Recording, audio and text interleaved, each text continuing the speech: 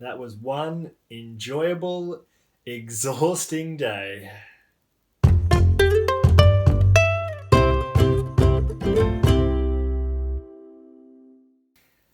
As you can see, I'm all rugged up, wearing different clothes. That's right, I'm at home.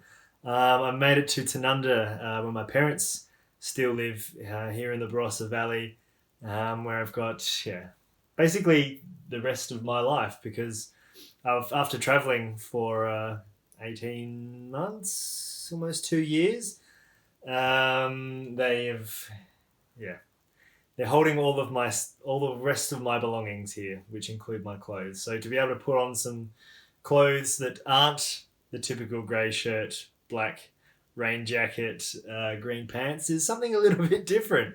So a bit of a weird side note. But today was incredible. The stretch from Greenock to Tanunda saw me and 27 others, it's all a blur, make our way from the hills of Greenock to my hometown in Tanunda.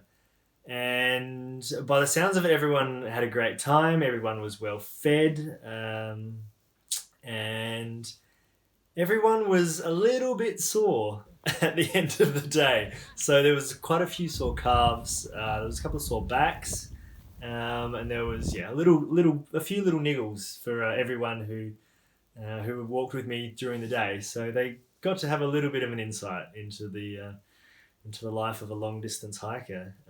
So I originally quoted 14 kilometers, but it turns out my maths isn't particularly good, and it reached almost 20 kilometers officially along the trail. There were people in the party that were counting the kilometers, and it wasn't long before we got past the 14-kilometer mark, and they were scratching their heads a little bit in terms of how much further it was going to be. But pretty much everyone made it to the end. There was a couple of people who were feeling under the weather, so unfortunately they had to leave a bit early. But everyone got to Tanunda in good spirits and relatively good health, other than a few niggles.